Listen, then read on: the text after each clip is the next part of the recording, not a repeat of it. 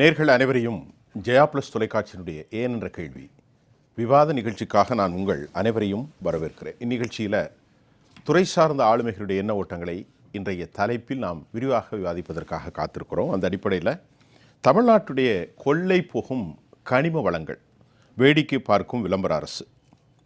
தமிழ்நாட்டில் ஓராண்டுகளுக்கு முன்பே, இன்றைக்கு புதுக்கோட்டையில் நடைபெற்ற படுகொலைகளுக்கு முன்பே கோர்ட் இத்தனை பெரிய அளவுக்கு இந்த மாவட்டத்தில் கொள்ளை போகிறது என்பதையெல்லாம் சுட்டி காட்டினார்கள்.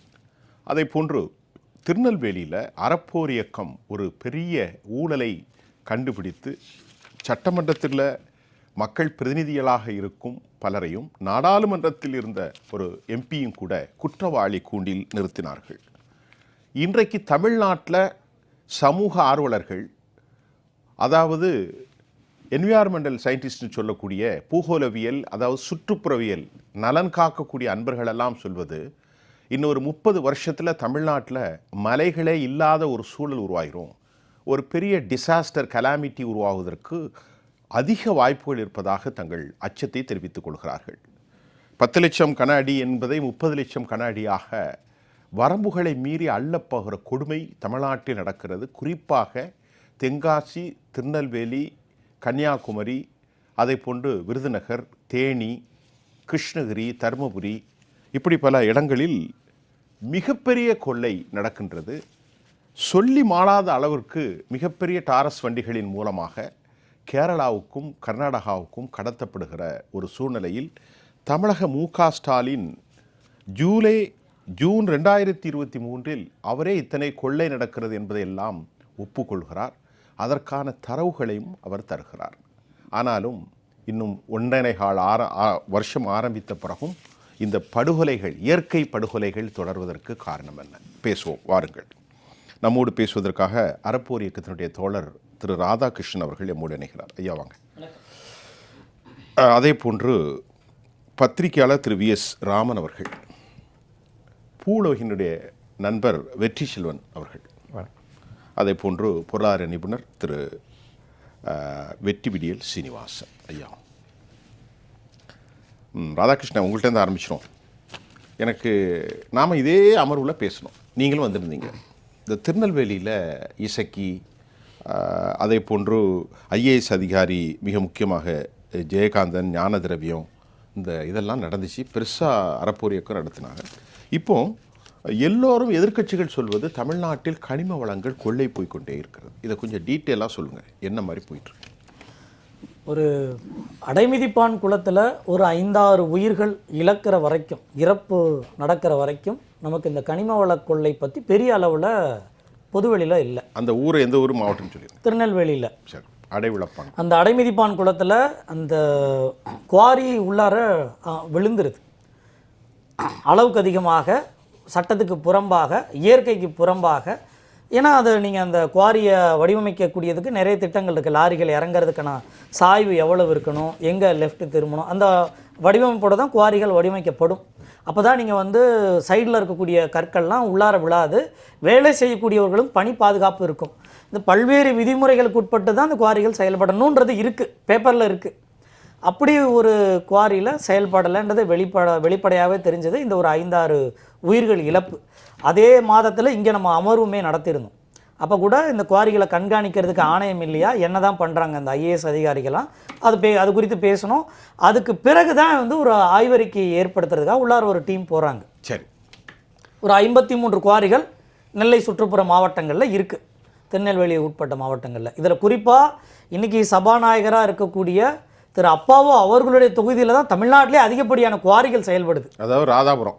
ஆமாம், இதில் குறிப்பு என்ன அப்படின்னா, இந்த குவாரிகளை அழுத்தம் கொடுத்து இந்த இறப்புக்கு பிறகு, இந்த 5-6 பேர் இறந்துக்கு பிறகு, ஏன்னா அவங்கள கைகால்கள் நசுங்கி துண்டு துண்டாக வெட்டி எடுக்கக்கூடிய அந்த செய்திகள் ஒரு 2-3 நாட்களாக தொடர்ந்து தொலைக்காட்சியில் இருந்தது. செய்தி ஊடகங்கள் அதை கேரி ஃபார்வர்ட் பண்ணாங்க. இல்லைன்னா அந்த செய்திகள் பெரிய அளவில் வெளில வந்திருக்காரு. அந்த வரம்புகள்லாம் இல்லாமல் சரிவு ஏற்பட்டு பெரிய மண்மூடல் ஆயிடுச்சு. ஆமாம், அந்த செய்திகள் செய்தி தொலைக்காட்சிகள் ஒரு 2-3 நாட்கள் தொடர்ந்து கடத்தப்படலைன்னா இதை பற்றின பெரிய பூகம்பங்கள் வெளியில் தெரியாமலே மறைக்கப்பட்டிருக்கலாம். ஒன்று, அது 2-3 நாள் கேரி ஃபார்வர்டு ஆனதுனால என்ன ஆயிடுச்சு, பல்வேறு குழுக்கள் அமைக்கப்படுது, எல்லா மாவட்டங்களையும் ஆய்வு செய்யுங்கன்றாங்க. அப்போ நாம் இந்த ஒரு செய்தியை தொடர்ந்து கண்காணிக்கலாம்னு சொல்லி அதற்கு பிறகு அந்த 53 குவாரிகளுடைய விவரங்களை நம்ம ஆர்டிஐ போட்டு கேட்குறோம். நீங்கள் ஆய்வு செஞ்சீங்க, அறிக்கைகள் தயாரிச்சிங்க, அதில் கொடுங்க அப்படின்னு எடுக்கும்போது தான் இந்த பெரிய பிரச்சனைகள் நமக்கு தெரிய வருது. அதில் இதுவரைக்கும் 24 குவாரிகள் விவரங்கள் மட்டும்தான் ஆர்டிஐயில் வெளிப்பட்டிருக்கு. இன்னும் மீதி இருக்கக்கூடிய 21 குவாரிகள் விவரங்கள் இன்னும் வெளியில் வரலை. 26 குவாரிகள் நமக்கு என்ன நடந்துச்சு வெளியில் வரலை. இந்த 24 குவாரிகளில் பார்க்கும்போது 53 குவாரிகளில் 52 குவாரிகள் சட்டத்துக்கு புறம்பாக வெட்டி எடுக்கப்பட்ட கூடிய அளவுகள் லட்சக்கணக்கான கனமீட்டருக்கு வெட்டி எடுத்துன்னு தெளிவாகவே தெரியுது. அதில் அந்த 24 விவரங்களை நான் ஒரு 2-3 சாம்பிள் சொல்கிறேன். சரி, உதாரணத்துக்கு ராஜேந்திரன் அவருக்கு 2 குவாரி இருக்கு. அதில் அவர் வெட்டி எடுத்திருக்கக்கூடிய அளவுக்கு இவங்க அபராதம் போடுவாங்க. அந்த அபராதத்தில் 20 கோடியே 61 லட்சம் போடுறாங்க. அதே போல் இன்னொரு எஸ்ஏபி ப்ளூ மெட்டல் நமக்கெல்லாம் தெரியும், 28 கோடியே 18 லட்சம் அபராதம் போடுறாங்க. இது எதற்காகனா அளவுக்கு அதிகமாக சட்டத்துக்கு புறம்பாக ஆர்டர் கொடுக்கப்பட்ட நீங்கள் 5 வருஷத்துக்கு இந்த குவாரி நீங்கள் பண்ணிக்கங்க அப்படின்னு கொடுக்குறாங்க. அதில் இத்தனை லட்சம், ஒரு 5 லட்சம் நீங்கள் வெட்டி எடுக்கலாம்னா 5 லட்சம் வெட்டி எடுக்கலாம். நீங்கள் 50 லட்சம் வெட்டி எடுப்பீங்களா அப்படின்னா அங்கே நடந்திருக்கு அப்படின்றது தான். இப்போது குறிப்பிட்ட அளவை விட கூடுதலாக எடுத்ததுக்கு என்ன நான் சொன்னல 10 லட்சம் கன மீட்டருங்கிறத 30 லட்சம் வரைக்கும் போயிருக்கு. கூடுதலாக எடுக்க இல்ல 30 லட்சம் போது கற்பனை பண்ண முடியாது. அப்போ கூடுதலாக எடுக்கும்போது ஒன்று, அந்த கனிம வளம் மக்களுக்கு சொந்தமானது, இந்த நாட்டு மக்களுக்கு சொந்தமானது, இந்த மக்களுக்கு சொந்தமானது. அப்போ இது அபராதமா, ஏன்னா அது விற்பனை செய்யப்பட்டிருக்கு இல்லையா, அந்த குறிப்பிட்ட அளவை தாண்டி விட்டுறதுக்காக அபராதம் போடப்படுது. 20 கோடியே 13,70,000. ஒரு ஜெயகாந்தன் ஐஏஎஸ்னு ஒரு ஐஏஎஸ் அதிகாரி, மற்ற 24 விவரங்கள் ஏற்கனவே நம்ம பொது வெளியில் வெளியிட்டிருக்கோம். உதாரணத்துக்கு இந்த 2 மட்டும் சொல்கிறேன். இந்த 2 குவாரியில் எஸ்ஏபி ப்ளூ மெட்டலுக்கு 28 கோடி, அதாவது சரளை கற்கள், கனிம கற்கள்ன்ற 2 வகையாக பிரிக்கப்படும். இந்த 2 கற்களுக்குமான அபராதங்கள் 28 கோடி போட்டிருக்காங்க. இவங்க முறையீடு செய்யணும்னா மாவட்ட ஆட்சியரை தான் அணுகணும். ஆனால் நேரடியாக செக்ரட்டரி இங்கே இருக்கக்கூடிய தலைமைச் செயலகத்தில் இருக்கக்கூடிய ஜெயகாந்தன் ஐஏஎஸ் உள்ளார போய் அவர் என்ன பண்ணுறாருன்னா அந்த அபராதத்தை ரெடியூஸ் பண்ணுறாரு. மேல்முறையில் இப்போ எந்த அளவுக்கு ரெடியூஸ் பண்ணுறாரு அப்படின்னா 97 லட்சமாக மாற்றுறார். 28 கோடி போட்ட அபராதத்தை 97,76,356 ரூபாயை மாற்றுறார். இதில் இழப்பு, நமக்கு ஏற்பட்ட இழப்பு, நேரடி இழப்பு மட்டும் 27 கோடி.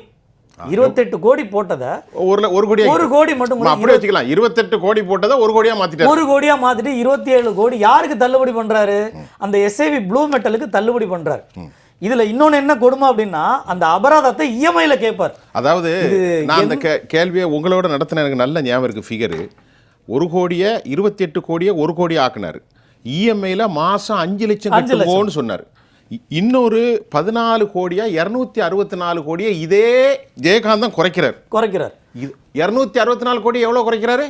13 கோடியே 83 லட்சமா. 14 கோடியா குறைக்கிறார். இந்த 24 குவாரிகளுக்கும் 262 கோடியே 5 லட்சம் மொத்தமா அபராதம். சட்டப்படி ஒரு நியாயமான முதுகெலும்புள்ள ஒரு ஐஏஎஸ் அதிகாரி, டெபுட்டி கலெக்டர் ரேங்க், அவரு சட்டத்தை கடைபிடிச்சு அபராதத்தை போட்டிருக்கிறார். ஒரு கலெக்டர் என்ன பண்ணியிருக்கணும்? எப்பா அதை வாங்கி கொடுப்பா அப்படின்னு சொல்லியிருக்கணுமா இல்லையா? இங்கே தலைமைச் செயலகத்தில் இருக்கக்கூடிய ஐஏஎஸ் அதிகாரி என்ன பண்ணியிருக்கணும்? ஒரு ஜெயகாந்தன் ஐஏஎஸ், எப்பா இதெல்லாம் மாற்றவே முடியாது, இது போக உங்கள் மீது குற்றவியல் நடவடிக்கை மேற்கொள்ளப்படும் சொல்லியிருக்கணுமா இல்லையா? ஆனால் இவர் எதன் பொருட்டு மாற்றுறாரு? இப்போது அமைச்சர் துரைமுருகன் என்ன பண்ணியிருக்கணும்? எப்பா 262 கோடி அபராதம் ஆச்சு, நீ 14 கோடியாக மாற்றிருக்கியே, யாரை கேட்டு மாற்ற? அவங்க வறுமை நிலையை கணக்கு கொண்டு மாதம் 5 லட்சம் இன்ஸ்டால்மெண்ட் பேஸ். இப்போ இதை கேட்டிருக்கணுமா இல்லையா? எவ்வளோ பெரிய மோசம். இப்போ இதை அமைச்சராக பொறுப்பாக கேட்டிருக்கணுமா இல்லையா? இப்போ என்ன பண்ணியிருக்கிறேன், அவர் இது வரைக்கும் எங்கேயாவது அஃபீஷியல் ஸ்டேட்மெண்ட்டை வெளியிட்டிருக்கிறார். இப்போ ராதாகிருஷ்ணன் ஒரு கேள்வி, நிர்மல் ராஜ் ஐஏஎஸ் ஒரு நியாயமானவர், நிர்மல் ராஜை தூக்கிட்டு தான் ஜெயகாந்தனை கொண்டு வந்ததாக 2022 நானே இங்கே பேசியிருக்கேன். இப்போ இதில் முக்கியமாக திமுக எம்பி ஞானதிரவியம், அவருடைய அசிஸ்டண்ட் எசக்கி. இப்போ நீங்கள் கம்ப்ளைண்ட் சொன்னது யாருன்னா துரைமுருகன், அறப்போர் இயக்கம். எனக்கு நல்லா அந்த இதில் ஞாபகம் இருக்கு. நம்ம கேட்குறோம் இப்போ அப்பாவு எவ்வளோ பெரிய ஆளுகள் பாருங்க. ஞானதிரவியம் எம்பி, ஐஏஎஸ் ஜெயகாந்தன், இவரெல்லாம் நடவடிக்கை எடுக்கணுங்கிறாங்க. ஸ்டேட்டஸ் கோ என்ன லெவலில் இருக்கு? அப்படி தொடருதா இந்த கனிம வளத்துறையை பொதுவாக நாம் எப்படி சொல்லணும்னா கனிம திருட்டுத்துறைன்னு தான் சொல்லுவோம். ஓ, கனிம திருட்டுத்துறை. ஏன்னா இது அரசாங்கம் பெரிய அளவில் உள்ளார வேலை செய்கிறாங்க. இது ஏதோ சின்ன லெவலில் நடக்கிற விவரங்கள்லாம் கிடையாது. இப்போ புதுக்கோட்டையில் நடந்த சம்பவத்துக்கு காரணம் என்ன? அங்கே ஒரு கனிம வள கரப்ஷன் நடந்து டிஸ்ட்ரிக்ட் லெவல் அஃபீஷியலுக்கு இன்ஃபார்ம் பண்ணியிருக்கிறாங்க. இது தாசில்தாருக்கு தெரிஞ்சிருக்கு, அந்த போலீஸ் ஸ்டேஷனுக்கு தெரிஞ்சிருக்கு. இவங்க தகவலை லீக் பண்ணியிருக்கிறாங்க, இவங்க முன்கூட்டியே தடுக்க முடிஞ்சிருக்குன்னு தெரிஞ்சுது. இதே பக்கம் நம்ம திருநெல்வேலி இது தூத்துக்குடியில் பாருங்கள், ஒரு விஏஓ மணல் கொள்ளையில் கொலை செய்யப்பட்ட விஏஓ கொலை செய்யப்பட்டார். லூர்து பிரான்சிஸ் காலை 11 மணிக்கு ஊராட்சி நினைக்கிறேன். காலை 11 மணிக்கு திமுக ஆட்சியில் விஏஓ கண்டந்துண்டமாக இரத்த சடுதியில் வெட்டப்பட்டார். இப்போ இது ரெண்டுக்குமே யாரு பொறுப்பு? அமைச்சர் துரைமுருகன் தானே. எங்கேயாவது வெளிப்படையா மக்களை சந்திச்சு கனிம வளத்துறை இவ்வளோ நடந்திருக்கு, இதில் இவ்வளவுக்கும் நம்ம ஒரே ஒரு போர்ஷன், ஒரு பகுதியில், மொத்த தமிழ்நாடுக்கு இல்லை, ஒரு பகுதியில் 53 குவாரிகளில் 24 குவாரிக்கு இவ்வளவு நடந்திருக்குன்னு இருக்கும். இந்த 700 கோடியும் மக்களோட பணம். கண்டிப்பாக இந்த நாட்டு இதே தமிழ்நாடுன்னு சொல்கிறாங்க இல்லையா, இந்த தமிழ்நாட்டு மக்களோட பணம் அந்த ஒரு பகுதிக்கு மட்டும். மற்ற மாவட்டங்கள்லாம் எடுத்தால் இன்னும் கூடுதலாக வரும். அப்போ இதுக்கு அமைச்சர் என்ன பதில் சொல்ல போறாரு? முதல் கட்டமாக நீங்கள் ஒரே ஒரு 10 நிமிஷமாக ஒரு மாவட்டத்தை மட்டுமே பேசியிருக்கீங்க. இன்னும் நிறைய பேச வேண்டியிருக்கு. நம்முடைய வெற்றி செல்வன் சார், இப்போது நான் பேசும்போது ஒன்று சொன்னேன், ஒரு பெரிய கலாமிட்டி டிசாஸ்டர் அப்படிலாம் சொன்னேன். ஒரு வார்த்தைகளா நீங்கள் இந்த விஷயத்தை பற்றி நான் உங்களுக்கு சொல்லணுங்கிற விளக்கம் தேவையில்லை, நீங்கள் சொல்லுங்கள் சார். இப்போ இந்தியாவை பொறுத்த வரைக்கும் இப்போ கனிமங்களை நம்ம என்னவா பார்க்குறோம் அப்படி இப்போ இந்த மாதிரி இயற்கை வளங்களை பொறுத்த வரைக்கும் நம்ம அரசியலமைப்பு சட்டத்தில் ஆர்டிகல் 39B அதை பற்றி ரொம்ப அதில் என்ன சொல்கிறாங்கன்னு பார்த்தீங்கன்னா, அதாவது இந்த நாட்டினுடைய இயற்கை வளங்கள் அதனுடைய பயன்பாடு என்பது மெட்டீரியல் ரிசோர்ஸ் அப்படிங்கிற வார்த்தையை வந்து பயன்படுத்துகிறாங்க. அதனுடைய பயன்பாடு என்பது அனைத்து மக்களுக்கும் போய் சேர்கின்ற வகையில் அரசனுடைய செயல்பாடு இருக்கும். ஃபார் தி பீப்புள் அதை வந்து கம்யூனிட்டி குட் அப்படிங்கிற வார்த்தையை வந்து பயன்படுத்துறாங்க.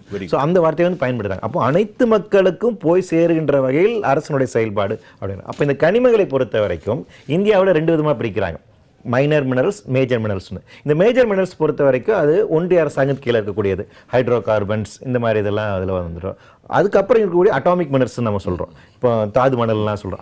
அது சம்பந்தமாக கூட நம்மளுடைய மெட்ராஸ் ஹைகோர்ட்டுடைய தீர்ப்பு அப்படிங்கிறது எலிமினேட் என்னெல்லாம் இருக்கு, அது கிரிட்டிக்கல் மினரல்ஸ். இப்போ புதுசாக இப்போ டங்ஸ்டன் இதெல்லாம் கொடுக்கும். டங்ஸ்டன் ஆமாம், இப்போ கிரிட்டிக்கல் மினரல்ஸ் ஒரு புது கேட்டகரி கொண்டு வராங்க, critical minerals. So mines and மினரல்ஸில் வந்து பார்த்தீங்கன்னா இப்போ கிரிட்டிக்கல் மினரல்ஸ் ஒரு புது கேட்டகரி வந்திருக்காங்க. அது ஒன்றிய அரசு அதுக்கான அதிகாரம் இருக்கின்றது. மைனர் மினரல்ஸ் சொல்லக்கூடிய இப்போ சாண்டாக இருக்கட்டும், பிற சின்ன குவாரியாக இருக்கட்டும், எம் சாண்ட் எல்லாம் மைனர் மினரல்ஸ் இதெல்லாம் வந்து மாநில அரசாங்கம் வந்து ரெகுலேட் பண்ணுவாங்க. So regulating authority and licensing authority இதில் வந்துட்டு மாறுபடுவாங்க. ஸோ மேஜர் மினரல்ஸை பொறுத்த வரைக்கும் ஒன்றிய அரசாங்கம், மைனர் மினரல்ஸை பொறுத்த வரைக்கும் மாநில அரசாங்கம், ஸ்டேட் கவர்மெண்டோட பெறாரு. இப்போ இதில் சிக்கல் என்ன வருது அப்படின்னு பார்த்தீங்கன்னா 2 விதமான. ஒன்று, இந்த மினரல்ஸை நாம் எப்படி பயன்படுத்த போகிறோம், இந்த கனிமங்களை மக்களுக்கானதாக எப்படி மாற்றி அமைக்க போகிறோம் என்பதற்கான சட்டங்கள் இருக்குங்களா, அதெல்லாம் கொஞ்சம் கொஞ்சமாக மாற்றி 90களுக்கு பின்பாக பிரைவேடைசேஷன் ஆரம்பிக்கிறாங்க. அப்போ இன்னைக்கு கனிமங்கள் என்பது கமாடிட்டி தான். அப்போ அது வியாபார பண்டமாக மாறுகின்ற போது தான் அடுத்த கட்ட நிகழ்வாக இதுக்கான கொள்ளைகள், இதில் இருக்கக்கூடிய சட்ட விதிமீறல்கள் இது அதிகமாகுது. இப்போ இந்த இடத்துல ரெகுலேட்டிங் மெக்கானிசம்ஸ் வந்து இப்போ 2 விதமான சட்ட விதிகள் நம்ம வந்து பார்க்குறோம். ஒன்று, சட்டமே அதுக்கு ஏற்ற மாதிரி மாற்றி அமைக்கிறது. 2வது, சட்டத்தை வந்து மீறப்படக்கூடிய செயல்பாடு. இந்த 2 விதமான பிரச்சனைகள் பார்க்குறோம். கனிம வளங்களை வந்து முறைப்படுத்துகின்ற சட்டங்களை பற்றிலாம் கொஞ்சம் கொஞ்சம் மாற்றி அமைக்கிறாங்க. இப்போ மாநில அரசாங்கம் வந்து என்ன பண்ணுறாங்க, இப்போ வந்து பார்த்தீங்கன்னா காப்பு காடுகளுக்கு அருகாமையில் இருக்கக்கூடிய இடங்களில் வந்து நீங்கள் வந்து மண் எடுக்கக்கூடாது அப்படிங்கிறது பழைய சட்டமாக இருந்துச்சு, அதை திருத்துறாங்க. இப்போ ரிசர்வ் ஃபாரஸ்ட் அருகாமையில் இருக்கக்கூடிய நிலங்களில் கூட நீங்கள் மண் எடுக்கலாம் அப்படிங்கிறாங்க. முன்னாடி வந்து பார்த்தீங்கன்னா ப்ரொக்ளைன் வந்து பயன்படுத்தக்கூடாது அப்படிங்கிறது, இப்போ ப்ரொக்ளைன் பயன்படுத்தலாம் அப்படிங்கிற மாதிரி. அப்போ என்ன அப்படின்னா சட்டங்களை மாற்றுவது. அப்போ நீங்கள் என்னென்ன சட்டத்தில் ஒரு வழியை ஏற்படுத்தி கொடுத்து இது பண்ணுங்கன்னு. அப்போ ப்ரொக்ளைனை வந்து பயன்படுத்தும் போது நான் இவ்வளோதான் எடுக்கணும் அப்படிங்கிறது வந்து அதை ஆழப்படுத்தி அதிகமாக எடுக்கலாம். இது கண்காணிக்க வேண்டிய அத்தாரிட்டிஸ் வந்து ப்ராப்பராக செயல்படல. இப்போ ஒரு இடத்துல மணல் எடுக்கிறாங்க, இல்லை ஒரு குவாரி அமைக்கிறாங்கன்னா அங்கே போர்டு வைக்கணும், இந்த குவாரி வந்து இவருக்கு இன்னாருக்கு வழங்கப்பட்டுள்ளது, இந்த அளவுக்கு தான் வந்து எடுக்கலாம், இந்த சேஃப்டி மெஷர்ஸை வந்து ஃபாலோ பண்ணணும், 500 மீட்டர் இடைவெளி இருக்கும் ரெசிடென்ஷியல் ஏரியாவில் இருந்து என்று சட்டம் தெளிவாக இருக்கிறது. அப்போ இதை நடைமுறைப்படுத்த வேண்டிய அதிகாரிகள் இதை வந்து நடைமுறைப்படுத்துவதில்லை. அப்போ இந்த விதிமீறல் நடக்குது. இப்போ வெற்றி செல்வன், 39B கான்ஸ்டியூஷனில் நீங்கள் சொன்னால் நானும் படித்தேன், அதை ஏதாவது அமெண்ட்மெண்ட் பண்ணியிருக்காங்களா, எப்படி மாற்றிருக்கு, இவங்க இஷ்டத்துக்கு மாற்றிருக்கலாம்? அது என்ன நடந்துச்சு அப்படின்னு வந்து பார்த்தீங்கன்னா, இப்போ சமீபத்தில் கூட உச்சநீதிமன்றம் தீர்ப்பு வந்தாங்க. அந்த அது காமன் குட் அப்படிங்கிற வார்த்தை இருக்கு இல்லைங்களா, அந்த காமன் குட் அப்படிங்கிறது நீங்க சொல்லிட்டாங்கன்னா பிரைவேட்டை கொடுக்கறது காமன் குட் தான்ட்டாங்க. அப்படி சொல்லிட்டாங்க சுப்ரீம் கோர்ட். அது சொல்லிட்டாங்க. சுப்ரீம் கோர்ட் சொல்லிட்டாங்க. சுப்ரீம் கோர்ட் அதான் இவங்க வசதி தக்கன்னு எடுத்துக்கிட்டாங்க. ஆமா, அது 2G கேஸ்ல எப்படி பாருங்க, 2G கேஸ்ல அதை டிசைட் பண்றாங்க. 2G கேஸ்லயே வந்துட்டு அது 2G அப்படிங்கிறது வந்து நம்ம தேசத்தினுடைய சொத்து, அது தனியாக கொடுக்கலாமா அப்படி கேள்வி வருகின்ற போது இல்லை கொடுக்கலாம். ஏன்னா இன்னைக்கு எக்கனாமிக் பாலிசி அப்படி இருக்குது அப்படிங்கிறது இருக்கு. என்ன பிரச்சனைனா இந்த இந்த ஆர்டிகல் 39 பத்தி இப்படி மாற்றி கொடுக்குறோமே அப்படிங்கறத பத்தி நம்ம பார்லிமெண்ட்ல டிஸ்கஷன் வரல. கண்டிப்பா அங்க நடக்கப்படல, மக்கள் மன்றத்தில் விவாதிக்கப்படல. ஆனால் நீதிமன்றத்தில் அதுக்கு ஒரு இன்டர்பிரேஷன் கொடுக்குறாங்க, அது ஏற்றுக்கொள்ளப்படுகிறது. நீதிமன்றம் என்ன சொல்லிச்சு, தனியார் கொடுக்கலாம், ஓகே ஃபைன். அதை எடுத்துக்கொண்டு என்ன பண்றாங்க, இப்போ எப்படிலாம் தனியாக, இப்போ டங்ஸ்டன் நீங்க எப்படி தனியார் ஆக்குவது ஆகட்டும், ஹைட்ரோ கார்பன் கொண்டு வரோம் அப்படிங்கிறது. அப்போ புதிய புதிய எங்கெல்லாம் கனிமங்கள் கிடைக்குதோ அதை எப்படி கமாடிட்டியா மாற்றாங்கிறது. அப்போ என்ன ஒரு குறிப்பிட்டதை தாண்டி நான் பார்க்க வேண்டியதுன்னா, இன்னைக்கு இந்த இயற்கை கனிம வளங்களை சார்ந்திருக்கிற துறைகள் என்பது அதை வர்த்தக பண்டமாக மாற்றுகின்ற துறையாக இருக்கின்றது. ஒரு சின்ன குறுக்கீடு, அமெரிக்கா இந்த டாபிக்கை நான் படிக்கும்போது அமெரிக்காவினுடைய விதிமுறைகளை உள்ள போய் படிக்கிறேன். எந்த உலக கொம்பம் வந்தாலும் தனியாருக்கு கிடையாது. நீங்க சொன்னீங்களே அந்த விதிமீறல், அரசு தான் கனிம வளத்தை கையாளும். அவங்க கிரிட்டிக்கல் மினிட்ஸ் தனியாக ஒரு பாலிசி கொண்டு வந்திருக்காங்க, அமெரிக்கன் கொண்டு வந்திருக்காங்க. இந்தியாவும் அமெரிக்கா ஒப்பந்தம் போட்டிருக்கு. அந்த ஒப்பந்தத்தின்படி இங்க இருக்கக்கூடிய கனிம வளங்களை நாம அமெரிக்காவுக்கு வியாபாரம் செய்வதற்கான ஒப்பந்தம் நடந்திருக்கு. இப்போ ட்ரம்ப் வந்திருக்காருல்ல, ட்ரம்ப் வந்துட்டு 2 விஷயத்துக்கு வந்து பேசியிருக்காரு. திருப்பி நம்ம ஹைட்ரோ கார்பன்ஸ் அதிகப்படுத்துவோம், ட்ரில் பேபி ட்ரில் அப்படிங்கிறாரு. எண்ணெய் கூடுதலா இது சொல்றாரு வந்துட்டு கிரிட்டிக்கல் மினரல்ஸை நாம வந்து அதிகப்படுத்துவோங்கிறாங்க. 300 வகையான கிரிட்டிக்கல் மினரல்ஸ் அவங்க வந்து பண்றாங்க, அதுக்கான பாலிசி கொண்டு வராங்க. அதன் அடிப்படையில் இந்தியாவில் கிரிட்டிக்கல் மினரல்ஸ் வருது.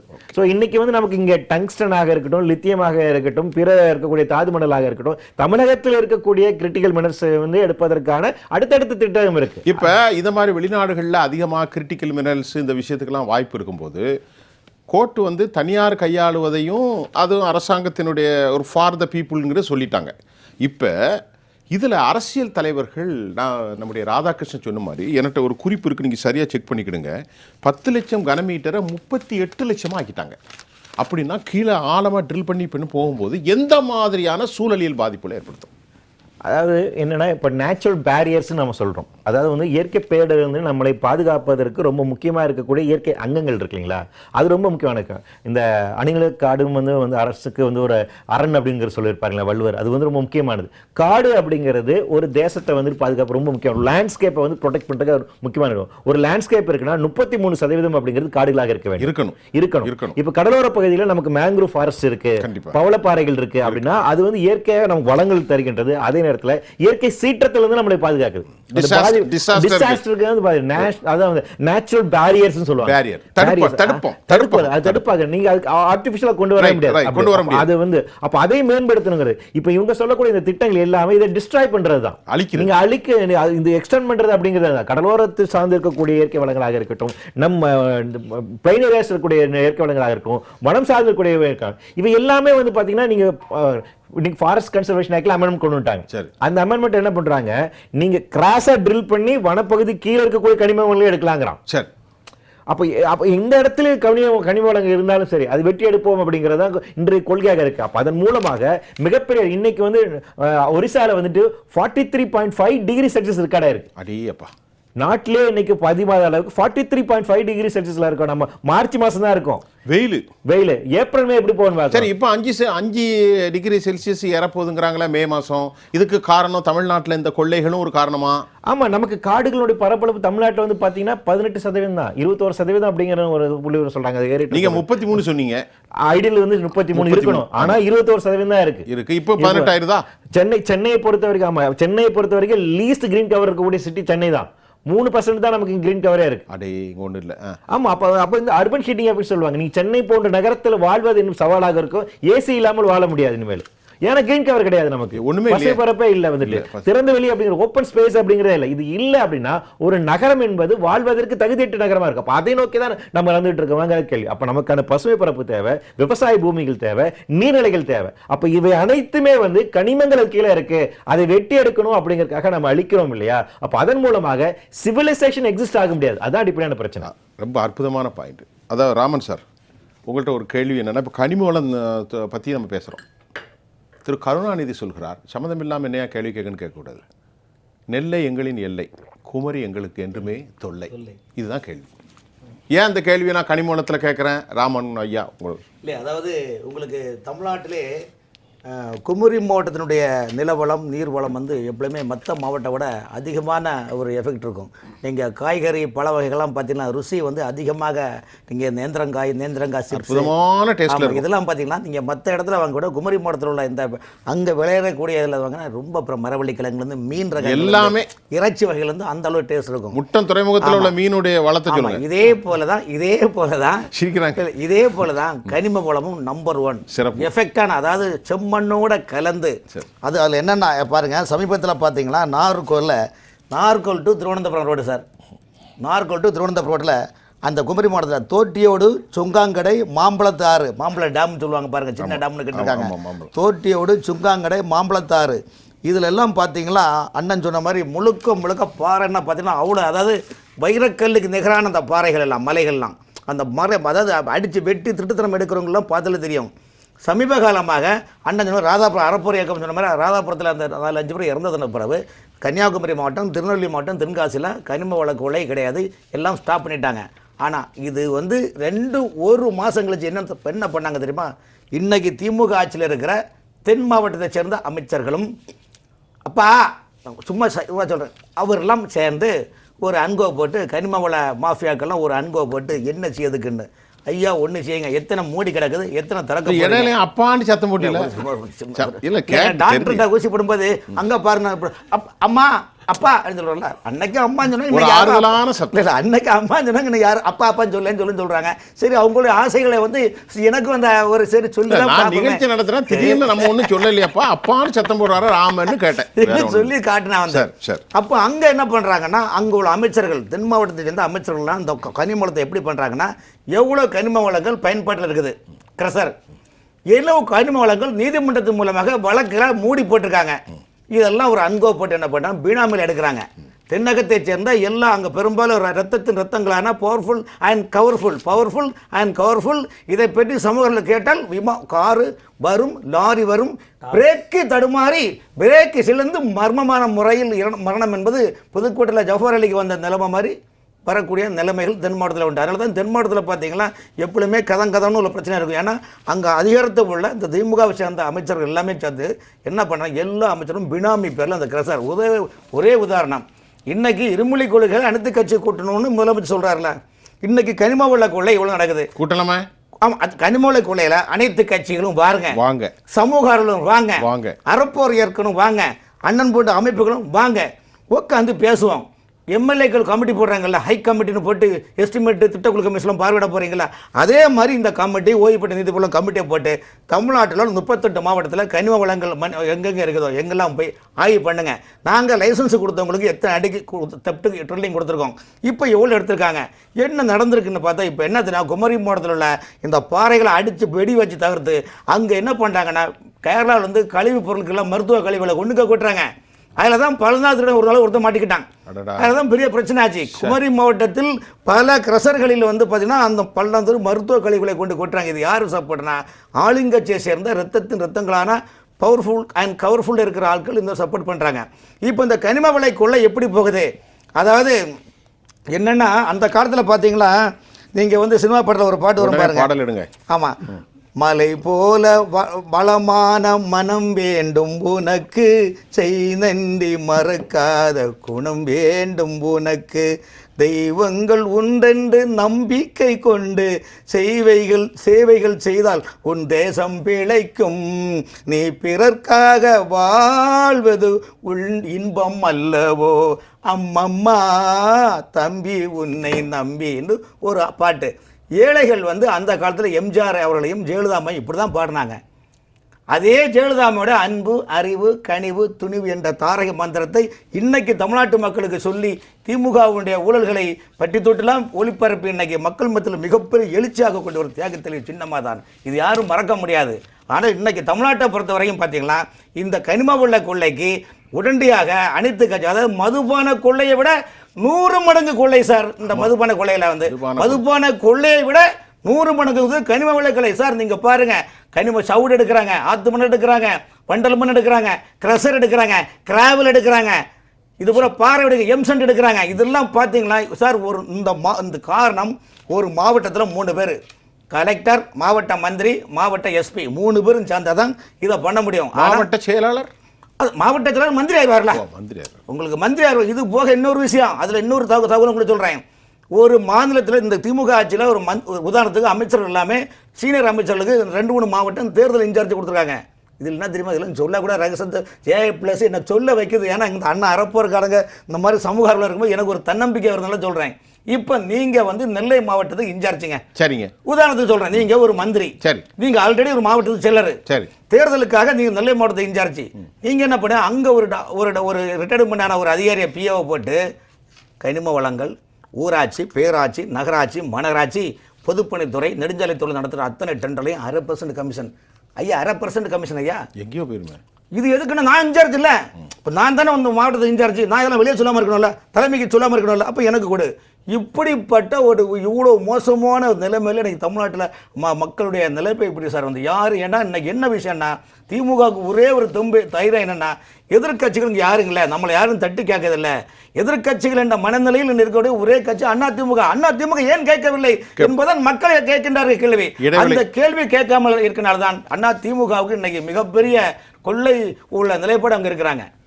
சீனிவாசன், வெற்றிவேல் சீனிவாசன் சார், இறைவன் நமக்கு மிகப்பெரிய அருளை வழங்கியிருக்கிறான். இந்த பூமியில் அற்புதமான காற்று, கடல், வளங்கள், எல்லையற்ற பொருட்கள். நீ இந்த உலகத்திலே அழகாக சாப்பிட்டு ரொம்ப சிறப்பாக வாழுன்னு.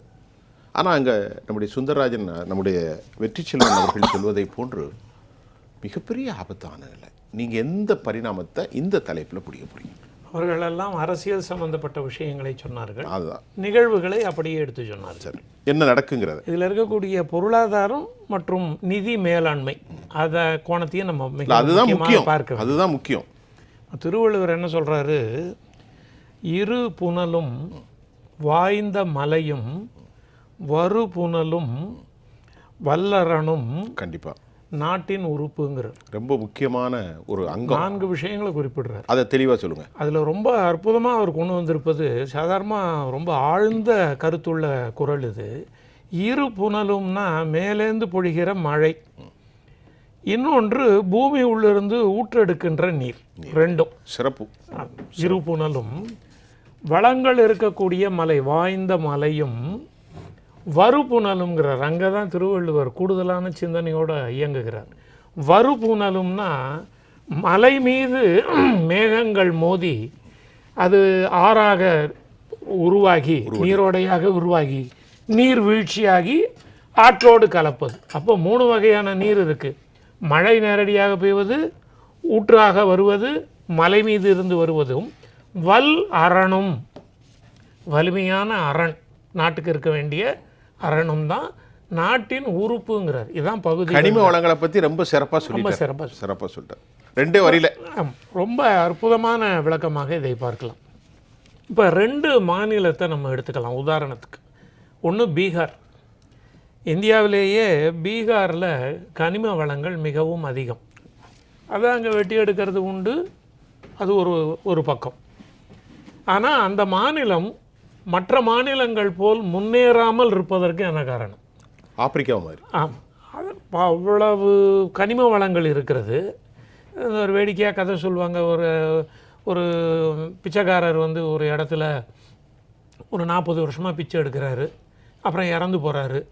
எல்லாருமா பார்த்து ஒரு 40 வருஷமாக பிச்சை எடுத்தாருன்னா அவருக்கு ஒரு சிலை வைக்கிறாங்க. சிலை வைக்கணும்னு முடிவு பண்ணி பணம் திரட்டுறாங்க, தரையை நோண்டுறாங்க. நோண்டினா அதுக்கு கீழே ஒரு பெரிய புதையல் கிடைக்கிறது. அப்போ என்ன சொல்கிறாங்க, பாவம் இந்த புதையலுக்கு மேலே இது புதையல் இருக்குன்னே தெரியாமல் 40 வருஷமாக அந்த ஆள் பிச்சை எடுத்துகிட்டு இருந்திருக்கானுங்கிற மாதிரி அவர்கள் இத்தனை கனிமங்களையும் வைத்துக்கொண்டு முன்னேறாமல் இருப்பதற்கு காரணம் அவர்கள் அதை சரியாக பயன்படுத்தவில்லை. அரசியல் காரணங்கள்னால். அதெல்லாம் ராதாகிருஷ்ணன் மாதிரி இருக்கிறவங்க, வெற்றி செல்வன் மாதிரி இருக்கிறவங்கெல்லாம் ஆராய்ந்து சொல்லக்கூடிய மாபெரும் விஷயமாக இருக்கிறது. அந்த மாநிலம் முன்னேற வேண்டும் என்பதற்காக 1990களில் டிரான்ஸ்போர்ட் ஈக்குவலைசேஷன் சிஸ்டம் ஸ்கீம்னு ஒன்று கொண்டு வந்தாங்க. அதாவது அந்த மாநிலத்தில் இருக்கக்கூடிய மூலப்பொருள், உற்பத்திக்கான மூலப்பொருளை இன்னொரு மாநிலத்திலிருந்து நீங்கள் ரயிலில் அனுப்பிச்சிங்கன்னா அதுக்கு தனி கட்டணம், குறைவான கட்டணம், அந்த மாநிலம் முன்னேறணும்னு. இதை செய்தும் அந்த மாநிலம் முன்னேறவில்லை. ஆனால் அவ்வளோ வளங்கள் இருக்கு, கனிம வளங்களும் இருக்கு. அதற்கு உண்டான அரசாங்கத்தினுடைய 1990களில் கொடுக்கப்பட்ட சட்டத்திட்டமும் இருக்கு, பொருளாதார ஊற்றுக்கண்ணும் இருக்கு. இது இருந்தும் அவர்கள் முன்னேறவில்லை. இது ஒன்று. மாற்றாக இன்னொன்று எடுத்துக்கலாம். நாம மழையில் நிழல் பிரதேசம் கேரளா இதுவரையில் தங்களுடைய பசுமையை இழக்கவில்லை. சூப்பர். அவங்க அந்த பசுமையை அப்படியே வச்சிருக்காங்க இன்னைக்கும். அவங்களுடைய கலாச்சாரத்திலேயே அது ஒட்டி இருக்கிறது. உண்மைதான். ரோட்டில் 10 பேர் போனாங்கன்னா 8 பேர் வேட்டி கட்டியிருக்காங்க. அவங்க வேட்டியை கம்ஃபர்டபுளாக கட்டிக்கிற மனோநிலையில் இருக்காங்க. அவர்கள் இந்த பசுமையை இழப்பதே இல்லை. அந்த பசுமையை இழக்கக்கூடாது என்பதில் அவர்கள் தீவிரமாக, கலாச்சார அடிப்படையின் காரணமாக அவர்கள் தீவிரமாக வாழ்வியல் அங்கமாகவே இருக்கிறது. ஆமாம், இயற்கை பாதுகாப்பு. ஆமாம். அதனால அந்த இடத்துல அமிதாப் காந்த் அப்படின்னு ஒரு IAS அந்த ஊருக்கு போகிறார். அவர் நித்தி ஆயோக்கில் தலைமை பொறுப்பில் இருந்தவர். பின்னால் அவர் அங்கே போய் சில திட்டங்களை கொண்டு வர பொழுது, எங்களுக்கு இது மாதிரி அந்த தொழிற்சாலைகள் இதெல்லாம் எங்களுக்கு வேண்டாம். எங்கே சொல்கிறாங்க? கேரளாவில். அப்போ அவர் சிந்திக்கிறாரு, இந்த கேரளாவினுடைய எக்கானமியை எப்படி இம்ப்ரூவ் பண்ணலாம். இப்போ இருக்கக்கூடிய எக்கானமி எல்லோரும் வெளிநாடுகளுக்கு சென்று உழைத்து பணம் அனுப்புவதனால் அந்த எக்கானமி மேலே வருது. ஆனால் இங்கேயும் நம்ம செய்யலாம் அப்படிங்கிற பொழுது அவங்கள்ட்ட இருந்தது கோவளம் பீச் மட்டும்தான். சார்ட்டர் ஃப்ளைட்டில் வருவாங்க, வந்துட்டு போகிறவங்க அந்த இடத்த அசுத்தம் பண்ணிட்டு போயிடுவாங்க. இவர் அதை டூரிஸ்ட் சென்டராக மாற்றுற பொழுது கேரளாவோட எக்கானமிக்கு வருமானம் கொடுக்கிறது. பல சென்டர் உருவாயிட்டு. ஆமாம், பல மடங்கு அது உருவாகிறது. பசுமையை அப்படியே வைத்துக்கொண்டு பொருளாதாரத்தையும் ஐயா வெற்றி செல்வன் அவர்கள் அந்த அலையாத்து காடுகள்னு சொல்கிறாங்க. அலையாத்து காடுகள் வந்து இன்னமும் நிறைய வரணும். அப்பொழுது தான் அது இயற்கையாக கொடுக்கப்பட்டிருக்கிறது. அந்த விஷயங்களை எல்லாம் உள்வாங்காமல் நாம் இப்படி கனிம வளங்களை, இந்த மலை வாய்ந்த மலையும்னு திருவள்ளுவர் சொல்கிறதுக்கு காரணம் வளம் பொதிந்த மலை, இவை எதையுமே நம்மால் மீண்டு கொண்டு வர முடியாது. இந்த விஷயம் புரியாமல் எக்கானமியில் முன்னேற்றம் மட்டுமே வேணுன்ற மாதிரி ஒரு பொருளாதார நிபுணர் ஸ்மால் இஸ் பியூட்டிஃபுல்ன்ற புத்தகத்தை எழுதியிருக்கிறார். அவர் என்ன சொல்கிறார், வளர்ச்சி இருக்கணும், சஸ்டைனபிள் க்ரோத்தாக இருக்கும்.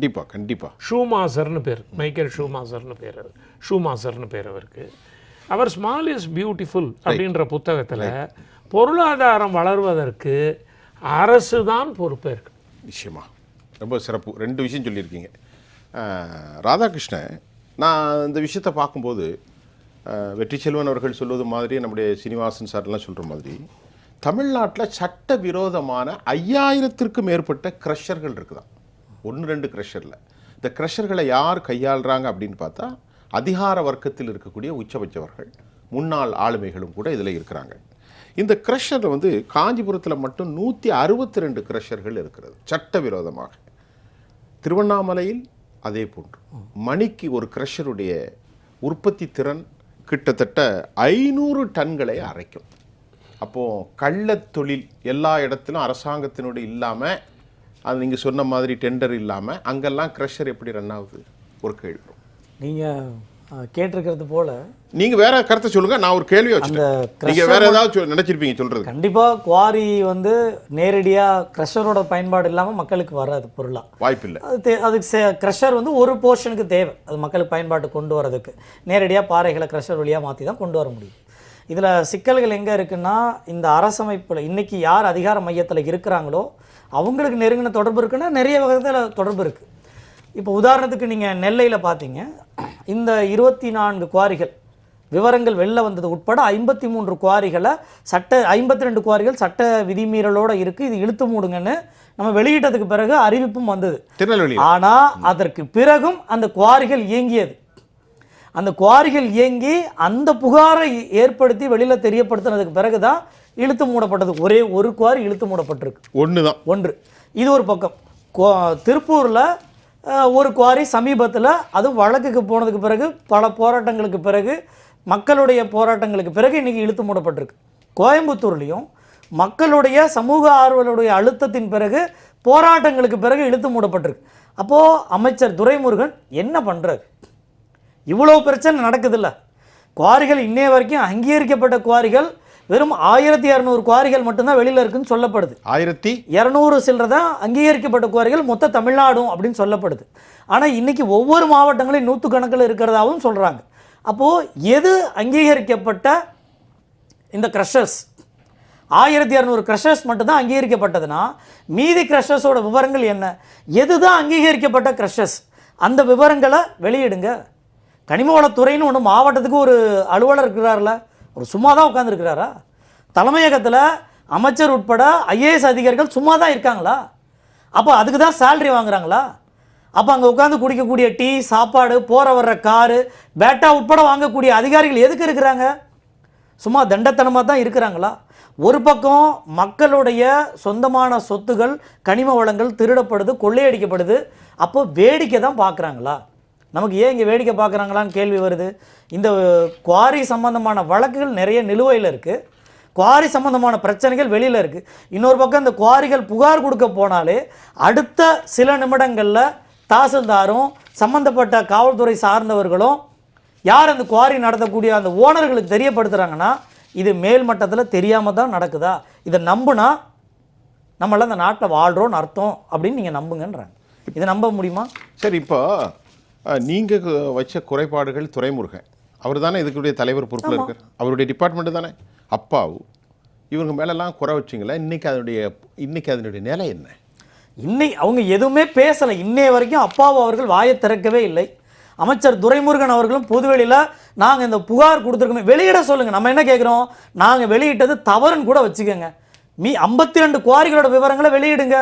தமிழ்நாடு முழுசும் இன்றைக்கி நிறைய மலைகள், இப்போ மழையை பற்றி பாடெல்லாம் பாடினாங்க. அடுத்து வர தலைமுறைக்கு மழை இருக்குமானே தெரியல.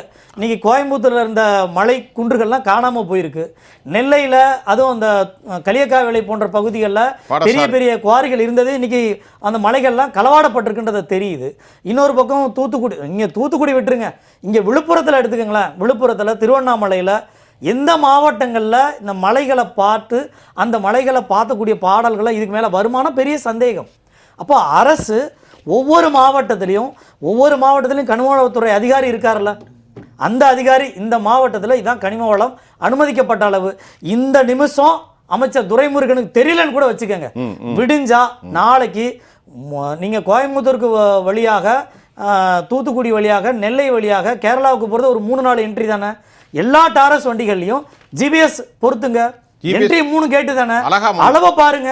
இந்த அளவு தான் அனுமதிக்கப்பட்ட அளவு. அனுமதிக்கப்பட்ட அளவு எடுங்க. வெட்டக்கூடிய அளவு நீங்கள் ஏற்கனவே என்ன சொன்னீங்க?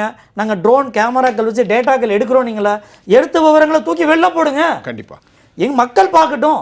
அப்போ எது சட்டத்துக்கு புறம்பானது இருக்குன்னா அதை அடைகாக்கக்கூடிய அமைச்சராக தான் அவர் இருக்கிறாரா? இல்லை, இப்போ புதுக்கோட்டையில் வெங்கலூர் கிராமத்தை சேர்ந்த ஜாஃபர் அலி படுகொலை செய்யப்பட்டு விட்டார். இதுக்கு முன்னாடி ஒரு சம்பவத்தை திமுக ஆட்சியில் நடக்குது. மாவட்ட கலெக்டர் என்ன சொல்கிறாரு? மாவட்ட கலெக்டர் சூமோட்டாவா சொன்னாரா என்னன்னு தெரியல. ஐயா, இந்த மாவட்டத்தில் இந்த கொலை நடப்பதற்கு 1 வருஷத்துக்கு முன்னாடி 70,000 லாரிகள் கொலை போகிறது. மாவட்ட கலெக்டர் சொல்கிறார். இதுக்கு பொறுப்பு யார் எடுக்கணும்? திமுக அரசில் 2023 சொல்கிறார். Collector, superintendent of police, village administration, இந்த 3 பேரும் பொறுப்பெடுத்து உடனடியாக அறிக்கை தாக்கல் செய்யுங்க அப்படின்னு நீதிமன்றம் உத்தரவிட்டும் அதற்கு பின்பும் கொள்ளை போய் கொண்டு தான் இந்த ஜாஃபர் அலி படுகொலை செய்யப்பட்டிருக்கார். சொல்லப்போனால் அவர் ஏகப்பட்ட விவரங்கள் ஒர்க் பண்ணியிருக்கிறார். அவருடைய ஆவணங்கள் அங்கே பார்க்கும்போது ஒரு 800 கோடி ரூபா அளவுக்கான இழப்புக்குள்ள ஆவணங்கள் அவர் தயார்படுத்தியிருக்கிறதா. ஆமாம், அவர் தயார்படுத்தியிருந்த ஆவணங்கள் ஆர்டிஐ போட்டு மக்களோட ஆய்வு செஞ்சு அதை புகார் கொடுத்து, இதில் சொல்லப்போனால் இந்த சுரண்டப்பட்ட, திருடப்பட்ட, கொள்ளையடிக்கப்பட்ட கனிம வளத்தை எங்கே பதுக்கி வைக்கிறாங்க, அந்த சக்கைகளை எங்கே பதுக்கி வைக்கிறாங்க, அந்த சர்வே நம்பர் யாருடையது, அது யாருடைய ஓனர் அப்படின்றத குறிப்பிடுறாங்க. இதில் எங்கே அதிகார வர்க்கம் இணைப்போடு இருக்குன்னு நமக்கு சந்தேகம் வருதுன்னா, இவர் புகார் கொடுக்குறார். இந்த ஆர்ஆர் நிறுவனம் மீது புகார் கொடுக்குறாரு. இவர் அந்த சொல்லப்போனால் அந்த இறப்புக்கு பிறகே எடுத்துக்கங்களேன், இறப்புக்கு பிறகு அந்த நிறுவனர்கள் கைது செய்யப்படுறாங்க. முதல் நாள் என்ன தகவல் வருது? அவர் விபத்தா கொலை செய்யப்பட்டதான்ற ஒரு சந்தேகத்தின் அடிப்படையில் ஒரு அறிக்கை வெளியிடப்படுது. மறுநாள் இங்கே அவர் இறந்துட்டாரா இல்லையான்னு தெரியலை, அதனால 2வது முறையும் வண்டியை ஏற்றி கொலை செய்தேன்னு ஒரு ஸ்டேட்மெண்ட் வெளில வருது. இது விசாரணையில் மேற்கொள்ளப்பட்ட அது இயற்கையான மரணமா திட்டமிட்ட மரணமா உறுதியாகி போச்சே. உறுதியானது ஒரு பக்கம். இதுல இந்த செய்தி விசாரணையில நடந்து கொண்டிருக்கும் சமயத்துல இந்த செய்தியை வெளியிட வேண்டிய தேவை எதுக்கு? இதா அமைச்சர் துரைமுருகன் என்ன கோணத்துல வெளியிடுறாரு? நீங்க தமிழ்நாடு முழுசும் இது போல குவாரி சம்பந்தமாக ஏதாவது தகவல் வெளியிடப்படுமானால் நாங்க உங்களை திரும்ப திரும்ப ஏத்தி கொள்வோம், அதை நாங்க வேடிக்கை பார்ப்போம்னு அவர் சொல்ல வர்றாரா? ஒரு கேள்வியா இல்லையா? ஒரு மிரட்டல் ஒரு மிரட்டலை விடுறது பகிரங்கமா இவர் சொல்றாருன்னா, அது விசாரணை முடிகிற 2-3 அடுத்தடுத்த நாட்களே வெளியில வருதுன்னா அப்ப இது திட்டமிட்டு பரப்பப்பட்ட செய்தியா இல்லையா? சரி. அப்போ சொல்லப்போனால் அறப்போருடைய தன்னார்வலர்களுக்கு இது போன்ற கேள்விகளை பொதுவெளியில் எழுப்பும்போது நீங்கள் நெல்லை பக்கம் வந்து பாருங்கள், தூத்துக்குடி பக்கம் வந்து பாருங்கள், களியக்காவிலே வந்து பாருங்கள், நாங்கள் டாரஸ் வண்டி வந்து பதில் சொல்லும். இப்போ பொதுவெளியில் வந்து அதுக்கும் நாங்கள் புகார் கொடுத்துருக்கோம் காவல்துறை மீது. அப்போ டாரஸ் வண்டி பேசும், டாரஸ் வண்டி வரும் மோதுனே சொல்றாங்க. அறப்போரின் மீது டாரஸ் தான் பதில் சொல்லும். இதுல சொல்ல போனா அரசாங்கம் பதில் சொல்லாது. இதுல அங்க ஏற்கனவே ஏகப்பட்ட விபத்துகள் நடந்து அந்த விபத்துகள் டாரஸ் வண்டி காரணமாக இருந்து எஃப்ஐஆர்கள் போடப்படுது. அதுல வண்டி போடப்படும், வண்டியில் இருந்த சக்கைகள் கனிம வளங்கள்லாம் உடனடியாக எங்கேயாவது இடமாற்றம் செய்யப்படும். அப்போ இங்க அதிகார மையத்துடைய கூட்டுச்சதி இல்லாம இந்த கனிமவள திருட்டுத்துறை இப்படி நடக்கிறதுக்கு வாய்ப்பே இல்லை அப்படின்றத எங்களோட பார்வையா. சார் என்னமோ சொல்லுங்க. நீங்க உங்க டைம் எடுத்துக்கோங்க, அப்புறம் நான் வெட்டி சொல்லுவேன். டாஸ்மார்க்கில் தமிழ்நாட்டில் வந்து 5 மேனேஜர் இருக்கிறாங்க. அதாவது முதுநிலை மண்டல மேலாளர் எஸ்ஆர்எம் சொல்லுவாங்கள்ல, அந்த எஸ்ஆர்எம் என்ற பதவிக்கு வரக்கூடியவங்க 2 கோடி ரூபா கொடுத்து அந்த பதவிக்கு வராங்க. அடியப்பா. இப்போ அண்ணன் அறப்போர் அண்ணன் சொன்னதுக்கு ஒரு சொன்னேன், 38 மாவட்டத்தில் கலெக்டர் அலுவலகத்தில் கண்டுள்ள ஏடி மைன்ஸ் இருக்கிறாங்க. இவங்கெல்லாம் என்ன செய்கிறாங்கன்னு அண்ணன் கேட்குறாரு. கனிம வளங்கள் எங்கெங்கு, அதாவது நல்ல உயர்ந்த ரகமான கனிம வளங்கள் எந்தெந்த மாவட்டத்தில் இருக்குதோ அந்த மாவட்டத்தில் ஏடி மைன்ஸ் போஸ்டிங் வாங்கிறதுக்கு 5 கோடி சார், 5 கோடி வாங்குறதாக சொல்லப்படுகின்றது. அப்போ 5 கோடிக்கு எது கொடுத்து இதுக்கு வராங்க? இவங்க வந்து வாய்மை, நேர்மை, தூய்மை, எளிமை என்று தமிழக அரசுடைய வாய்மையே வெல்லும் என்ற முத்திரைக்கு இணங்க வராங்களா? இல்லை. இதுக்கு இணங்க புரிஞ்சுக்கிடுங்க சார். அதாவது பொதுப்பணித்துறையிலையும் நெடுஞ்சாலைத்துறையிலையும் எப்படி குவாலிட்டி கண்ட்ரோல் என்ற பதவிக்கு எப்படி பல கோடி கொடுத்து வராங்களோ, அமௌண்ட் அலாட் ஆகும்போது மட்டும் வராங்களோ, அதே போல் கனிம வளங்கள் பார்த்திங்களா அந்த எந்த அதிகமாக இருக்குது அதெல்லாம் பார்த்திங்களா அதில் யார் யார் அனுகோன்னா 5 மாவட்ட கலெக்டர் கனிம வள குள்ளையில் கோர்ட்டில் போய் நின்னாங்க தெரியுமா? 5 மாவட்டம் இல்லையா, நிறைய விஷயங்கள். இன்றைக்கி தமிழ்நாட்டில் பார்த்திங்கன்னா குமரி மாவட்டம் மட்டும்தான் கடந்த 6 மாதமாக இதில் விதிவிலக்காக இருக்குது. காரணம் தான் அங்கே வந்திருக்க கலெக்டரும் அங்கே வந்திருக்க எஸ்பியும் கரெக்டாக டைட் பண்ணி புதிய அதிநவீன டாரஸ் லாரி எல்லாம் பிடிச்ச வழக்கப்பட்டவன. குமரி மாவட்டத்தில் டாரஸ் லாரி இப்போ எங்கே போச்சு, என்ன ஆச்சுன்னு தெரியல. ஒன்றுமே கிடையாது. நீங்கள் மருந்து இவனா கடந்த 5 மாதமாக நீங்கள் என்ன கணக்கெடுத்து பாருங்கள். பெர்மிட்டு உள்ள சட்ட விதிகளுக்கு உட்பட்டு பெர்மிட் உள்ள வண்டி மட்டும்தான் போகிறதில்ல, இல்லீகலாக எதுவுமே போகிறது கிடையாது. எல்லாமே பிடிச்சி ஸ்பாட் ஃபைன். கலெக்டரும் அங்கே உள்ள எஸ்பியும் கரெக்டாக பண்ணி. ஏன் என்ன காரணம்னா கடந்த 6 மாதத்துக்கு முன்பு அந்த குமரி மாவட்டத்தில் தான் ஒரு பெரிய ஒரு தலைவராக கலெக்டர்கள்லாம் மாற்றப்பட வேண்டுமே. அதுக்கு என்ன காரணம்? ஏன் மாற்றப்படவில்லை? அதுதான் ஏன் மாற்றவில்லை என்றால் அந்த குமரி மாவட்டத்தில் நான் தான் எல்லாமே என்று சொல்லக்கூடிய அந்த அமைச்சரை பதவி நீக்கம் செய்து விட்டார்கள். ஆகவே அங்கு சக்தி குறைந்து விட்டது. சக்தி குறைந்தால் 2 அதிகாரிகள், நேர்மையான அதிகாரி 2 பேரும் கலெக்டரும் அந்த எஸ்பியும் திறம்பட வேலைகள் செய்கின்றார்கள். அங்கு யாரும் பேச முடியல. அப்பா என்ற சொல்லரு கூட தென் மாவட்டத்தில் இருந்து கூட திருநெல்வேலி மாவட்டம் தூத்துக்குடி என்னையே அப்படி பண்ண சொல்ல முடியாதுன்னா, இந்த கலெக்டர் தாம்பரம் மாநகராட்சியில் ஆணையராக இருந்தவங்க. நீங்கள் தாம்பரம் மாநகராட்சியில் ஆணையர் அழகு மீனா கலெக்டர், அந்த அம்மா தான் இப்போ காஞ்சிபுரம் கன்னியாகுமரி மாவட்ட கலெக்டர். ஸ்டாலின், டாக்டர் ஸ்டாலின் என்பவர் கன்னியாகுமரி மாவட்டம் எஸ்பியாக இருக்காங்க. தமிழ்நாட்டில் இன்றைக்கி கனிம உள்ள கொள்ளைகள் 90% ஒழித்து கட்டியிருக்கக்கூடிய மாவட்டம் குமரி மாவட்டம் மட்டும்தான். மீதி 37 மாவட்டத்திலையும் பார்த்தீங்கன்னா ஒரே கூட்டு குர்பானியான ஒரு நிலைப்பாடு. ஏன்னா உங்கள் சில கூட்டு குர்பானியான ஒரு நிலைப்பாடாக இருக்குது. ஆகவே அறப்போர் இயக்கம் சொன்னாங்களே, நீ பெரிய அரபு புலவரா இருப்பீங்க. குர்பானி தமிழ்நாட்டில் நடக்கிறத கண்டுபிடிச்சி கதையை முடிக்கிறது. குர்பானினால கதையை முடி, தமிழ்நாட்டு வளர்த்த கதையை முடிங்கிற தமிழுக்கு ஒரு இலக்கம் கொடுக்காரு நம்ம ராமன். இல்ல அதாவது என்னன்னா குர்பான் பண்ணிருங்க. இல்ல அதாவது இந்த அறப்போர் இயக்கங்கள் அன்பு போன்ற அமைப்புகள் சொல்றது விஷயம் பார்த்தா சிரிச்சுக்கிட்டு இருக்க எவ்வளவு வேதனையான சம்பவம் சொல்றேன். என்ன சார், சமூக ஆர்வலர்கள் கடந்த 3-4 வருடத்தில் எத்தனை பேர் படுகொலை செய்யப்பட்டார்கள் என்ற நீங்கள் டாரஸ் லாரியால் பாதிக்கப்பட்ட மீது வந்து இந்த விசாரணை திரும்பி எடுத்தீங்களா? புதுக்கோட்டையில் எப்படி ஜாஃபர் அலி மேட்டர் வந்ததோ அதே போல வெளியே வரும். இன்னைக்கு பல ஜாஃபர் அலிகள் புதைக்கப்பட்டிருக்காங்க. ஆமா, இன்னைக்கு ஜாஃபர் அன்னைக்கு அறப்போர் இயக்கம் சொன்னாரு என்னன்னா, கனிம வளங்களை எப்படிலாம் கொள்ளையடிக்கிறான்னு கண்டுகொண்டேன். அதுக்கு பக்தி படம் உண்டு. கண்டுகொண்டேன் நான் வந்தது யார் என்று கண்டுகொண்டேன் சொல்லுற மாதிரி அதை திருப்பி ரீமேக் பண்ணீங்கன்னா அரப்போர் ஸ்டைலில் சொல்ல போனா கண்டுகொண்டேன் நான் கொள்ளை கனிம வளம் அடித்தவர் யார் என்று நான் கண்டுகொண்டேன். ஜெயா பிளஸ் தொலைக்காட்சியில் விவாதத்தில் பங்கு கொண்டேன். நான் அவர்களின் ஊழலை முகத்திரையை கிழித்து விட்டேன் என்று அறப்போர் இயக்கம் சொல்கிறார்கள். அண்ணன் புவியில் உள்ள நண்பர்கள் சொல்கிறார்கள். உண்மையிலே பெருமைப்படக்கூடிய விஷயம். தமிழகத்தில் எந்த தொலைக்காட்சியும் இது போன்ற விவாதம் நடத்துனது கிடையாது சார். எல்லாம் பயந்து போயிருக்கிறாங்க. பொழப்பு பேருமோ தொழில் பேருமோ எல்லாம் பயந்துருக்கிறாங்க. இப்போ வெற்றிச்செல்வன், இப்போ முக்கியமாக திருநெல்வேலி கன்னியாகுமரியில் தாண்டி தென்காசி கோயமுத்தூர் இங்கெல்லாம் பெரிய அளவில், குறிப்பாக சொல்லப்போனால் புளியரை போன்ற இடங்களில், கூடங்குளம், நெல்லை, வள்ளியூர் இந்த மாதிரி விஷயங்களில், ஆலங்குளம், கடையம், உங்களுக்கு தெரிஞ்சப்போ தான் முக்குடல், ஒரு நாளைக்கு 1500 லாரிகள்லாம் அடித்து போகுது. இப்போ என்னதை சொன்னாலும், இப்போ கன்னியாகுமரியை பற்றி சொன்னாலும் கொஞ்ச நாளைக்கு நடக்கும், அதுக்கு பின்பு மழையை வந்துடும். அதெல்லாம் மாற்றுறது அவர்களுக்கு ஒரு பெரிய விஷயம் இல்லை. நீண்டகால திட்டத்தின் அடிப்படையில் தமிழ்நாட்டுடைய இயற்கை சூழல் எப்படிப்பட்ட ஒரு நிலை அடையும்? பேசிக்காக இதை வந்து நம்ம என்னென்னா நம்மளுடைய சிஸ்டம் எப்படி ஃபங்க்ஷன் ஆகுது அப்படிங்கிறது தான் பார்க்கணும். இப்போ என்னென்னா, இப்போ இது கனிம வளங்களாக இருக்கட்டும், ஏன் இப்போ தண்ணியாக கிரவுண்ட் வாட்டருமே இருக்கும். கிரவுண்ட் வாட்டர்லுமே வந்துட்டு நம்ம அது எடுப்பதற்கும் அது வியாபாரமாக பார்க்கும். இப்போ தண்ணி ரெண்டுமே மிகப்பெரிய ஒரு பண்டமாக இருக்குது. உணவு அப்படிங்கிறதும் பெரிய பண்டமாக. இப்போ எல்லாத்தையுமே கமாடிட்டியாக மாற்றக்கூடிய ஒரு பார்வை இருக்குல்ல, எல்லாமே பண்டமாக மாற்றுவது, அந்த மார்க்கெட் எக்கனாமி, சந்தை பொருளாதாரம் இதுதான் செய்து கொண்டு இருக்குது. இப்போ இந்தியாவில் பார்த்தீங்கன்னா, இந்தியாவில் மிகப்பெரிய ஒரு நகை முரண் அப்படிங்கிறது பார்த்தீங்கன்னா, இந்தியாவில் எந்த கட்சியுமே வந்து முதலாளித்துவ கட்சி கிடையாது, இன்க்ளூடிங் பிஜேபி சொல்கிறேன். எல்லாருமே சோசியலிஸ்டிக் கட்சி தான். ஆனால் நாம் கேபிட்டலிஸ்டிக் எக்கனாமி வச்சுருக்கோம். இப்போ இதுதான் அடிப்படையான ஒரு. அப்போ இந்த சந்தை பொருளாதாரம் எப்படி இயங்குது? சந்தை பொருளாதாரத்தை பொறுத்த வரைக்கும் இங்கே எல்லாமே வந்து கமாடிட்டியாக பார்க்கணும், எல்லாமே வந்து உற்பத்தி பண்டங்களாக பார்க்கணும். அரசனுடைய வேலை என்னவாக இருக்கணும்? எல்லாத்தையும் நீ உற்பத்தி பண்ணுவதற்கான வழிவிட்டுட்டே இருக்கணும். உன் வேலை டாக்ஸ் வாங்குறது மட்டும்தான், வேற எதுவுமே நீ செய்ய வேண்டிய தேவையில்லை அப்படிங்கிறதா இருக்கு. இப்போ இந்த மைண்ட் செட் இருக்கக்கூடிய, இந்த மனநிலை இருக்கக்கூடிய, இந்த பொலிட்டிக்கல் தாட் இருக்கக்கூடிய நபர்கள் தான் ஆட்சிக்கு வர வேண்டும் அப்படிங்கிற வகையில் இருக்கக்கூடிய ஒரு அமைப்பு முறையை வந்து பார்த்தீங்கன்னா உலக அளவில் இருக்கக்கூடிய அமைப்புகள் செயல்படுத்துகின்றன. அப்போ இந்தியாவை பொறுத்த வரைக்கும் உன் பாலிசி இதுதான் இருக்கணுங்கிறத உலக வர்த்தக கழகம் டிசைன் பண்ணுது.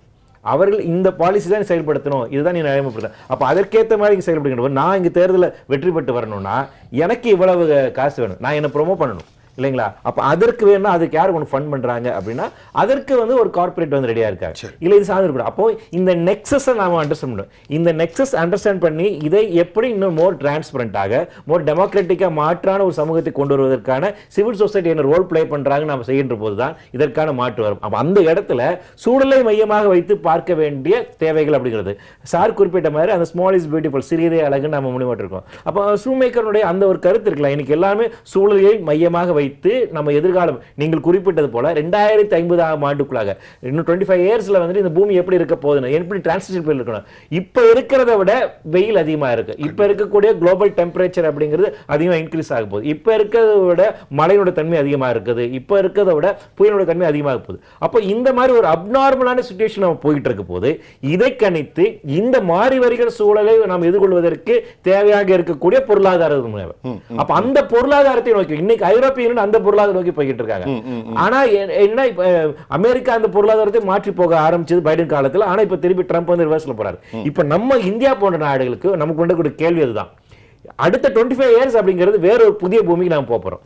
அந்த பூமியில் நாம் சஸ்டைன் ஆகணும்னா அதற்கான பொருளாதாரக்குள்ளே வைக்க போறோமா அப்படிங்கிற கேள்வி இந்தியாவில் அந்த கேள்வி வைக்கும் போது தமிழக அளவில் நம்ம கேள்வி வைக்க வேண்டியது. தமிழகம் அப்படிங்கிறது எப்படி இருக்கு? நம்முடைய இயற்கை வளங்களை பாதுகாப்பதன் மூலமாக தான் இங்க இருக்கக்கூடிய இயற்கை சீற்றங்கள் பேரழிவு நமக்கு தற்காத்துக் கொள்ளணும். அப்ப அதை பாதுகாத்துக் கொண்டு அடுத்த கட்ட நகர்வுக்கு எப்படி போகணுங்கிறத பார்க்கணும். ஆனால் அதை தவிர்த்து நாமளும் $1 trillion எக்கனாமி எல்லாமே உற்பத்தி முகமாக்கணும், அதற்கு கனிம வளங்களாக எடுக்க வேண்டும், அவற்றுக்கு ஏற்ற மாதிரி சட்டங்களை மாற்றி அமைக்க வேண்டும், அதில் வந்து என்ன முறைகேடுகள் கண்டுகொள்ள மாட்டேன் என்கின்ற ஒரு போக்கு இருக்குல்ல, அது ஆபத்தில் தான் போய் முடியும். ஒரு சுருக்கமா ஒரு கேள்வி, அரிட்டாப்பட்டியினுடைய இந்த பெரிய டிசாஸ்டர் தடுக்கப்பட்டதுனால என்ன நன்மை? அரிட்டாப்பட்டி வந்து 2000 ஏக்கர் அப்படிங்கிறது மட்டுமல்ல, அது இன்னும் இன்னைக்கு இப்போ நெய்வேலி இருக்கு இல்லைங்களா, நெய்வேலியினுடைய நம்ம வந்து பாதிப்பாக்குறோம். அது வந்து ஆரம்பத்தில் ஆரம்பிக்கப்பட்டது பார்த்தீங்கன்னா கிட்டத்தட்ட 1000 ஏக்கர் இவ்வளவு தான் ஆரம்பிச்சு, இன்னைக்கு அது விரிவடைஞ்சிட்டு போயிட்டே இருக்கு. அதனுடைய பாதிப்பு அங்க இருக்கக்கூடிய இந்த ஆர்டிஸ்டிக் வெல் அப்படின்னு சொல்லுவாங்க. நீங்க சும்மா இப்படி ஒரு குச்சை நெட்டிங்கன்னா உள்ள தண்ணி பீச்சு அடிக்கும். ஆஸ்திரேலியாவில் இந்தியாவில் நம்ம இந்த இடத்துல மட்டும்தான், கடலூர் மாவட்டத்தில் மட்டும்தான் அது இருந்துச்சு. இப்ப அது இல்ல. உலகத்துல 2 இடங்கள்ல மட்டும்தான் இருக்கு. அந்த அளவுக்கு உள்ள அவ்வளவு நீரூட்டு அதிகமாக இருந்த ஒரு பகுதி இன்னைக்கு அது வந்து போயிருச்சு. சோ இந்த லிக்னைட்னால எல்லாமே இது அதாவது சுரங்க எடுத்து அந்த நிலத்தடி நீர் அங்க கம்ப்ளீட்டா போயிருச்சு. இன்னைக்கு அது மிகப்பெரிய மாசடைவு நிலையமா இருக்கு. இப்ப அந்த நிலைமை தான் அங்க இருந்திருக்கும். அது தடுக்கப்பட்டுள்ளது. அது வந்து ஆரம்பத்தில் இந்த மைனிங் ஆரம்பிக்கிற ஒரு சின்ன இடத்துல ஆரம்பிச்சாலும் அதோட விரிவாக்கம் அப்படிங்கிறது மேலூர் தாலுக்காவை தாண்டி இன்னும் 3 மாவட்ட அளவுக்கு விரிவடைக்கூடிய வாய்ப்பு இருக்கு. அது தடுத்து நிறுத்தப்பட்டிருக்கு. அப்ப என்னன்னா கனிமங்கள் உங்களுக்கு அத்தியாவசியத்துக்காக நம்மளோட தேவைகளுக்காக இருக்குதுங்க அப்படிங்கிறதுல நம்மளுடைய தேவைகளுக்காக எடுத்துக்கொள்ளுது. காந்தி சொன்ன மாதிரி தான் இந்த உலகத்தில் நாம் அனைவருக்கும் தேவைகளுக்கு கனிமங்கள் இருக்குது. ஆனா ஆடம்பர செலவுக்கு இல்லை. கண்டிப்பா அது வந்து ஓவர் ஷூட் அப்படின்னு சொல்லுவாங்க. சோ அப்போ நாம என்னன்னா நம்மளுடைய வாழ்வாதார அடிப்படை தேவைகளுக்கு நம்ம கனிமங்களை பயன்படுத்துவோம். அதே நேரத்துல எதிர்கால சங்கதிகளுக்கு தேவையானது நம்ம விட்டு வைக்கணும். கண்டிப்பா நம்ம ஜெனரேஷன்ல அது வந்து காலி பண்ணிட கூடாது. அப்ப ஃபியூச்சர் ஜெனரேஷனுக்கு அவங்களுக்கான ஜஸ்டிஸ் வேணும் அப்படின்னா அதை நம்ம விட்டு வைக்க வேண்டிய பொறுப்பு நம்மகிட்ட இருக்கு. சொல்லுங்க. அவர் சொன்னதே சுருக்கம். ஒரு உலக அளவில் இருக்கக்கூடியதை எடுத்துக்கலாம். 1930களுக்கு முன்னாடி அரபு நாடுகள் சாதாரண நிலையில், சில பகுதிகள் ஏழ்மை நிலையில் இருந்தது. சில பகுதியில் எல்லாரும் ஆடு மேய்ச்சிட்டு தான் இருந்தாங்க. 39 வரைக்கும் துபாயே கிடையாது. அந்த படத்தெல்லாம் இப்போ கூட எங்க இருக்குது? 1930லேருந்து 60 வரைக்கும் பல்வேறு இடங்களில் அவங்க முன்னேற்றம் காண்பதற்கு மிக முக்கியமான காரணம் அவர்களுடைய நிலப்பரப்பு அல்ல, நம்ம காரை கண்டுபிடிச்சோம்.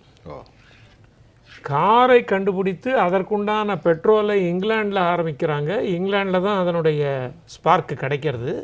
ஆனால் இந்த இடத்துல பெட்ரோல் இருக்குன்னு கடந்த 50-60 வருடங்களில் மிகப்பெரிய மிடில் ஈஸ்டனுடைய டெவலப்மெண்ட்டை நம்ம பார்க்குறோம். ஆனால் என்ன கவனிக்க விட்டுடுறோம் 2 விஷயங்கள். ஒன்று, இது படிம எரிபொருள், ஃபாசில் ஃபியூயல். இதற்கு ஒரு முடிவு உண்டு. அது வந்து 100 வருடமா இருக்கலாம், 500 வருஷமா கூட இருக்கலாம், 500 வருஷமாகவும் இருக்கலாம். ஆனால் அது போகும், முடிந்து போயிடும். இதே அளவிற்கு ஃபாசில் ஃபியூயல் வெற்றி செல்வன் அவர்களுக்கெல்லாம் தெரியும், அமெரிக்காவிலும் உண்டு. ஆனால் அவங்க என்ன பொருளாதார கொள்கையை ஃபாலோ பண்ணுறாங்க, அந்த பெட்ரோல் எடுக்கவே மாட்டாங்க. இல்ல இதுவரைக்கும் எடுக்க மாட்டாங்க. இப்ப எடுக்காம 30 லட்சம் கோடிக்கு உக்ரைனோட அக்ரிமெண்ட் போட்டாங்க. என்னைக்கு எடுப்பாங்க அப்படின்னா இங்க தீந்து போனாதான் அவங்க எடுப்பாங்க. எடுத்தா அது பெரிய, அது வரைக்கும் அது இங்க இருக்கட்டும்னு நினைக்கிறாங்க.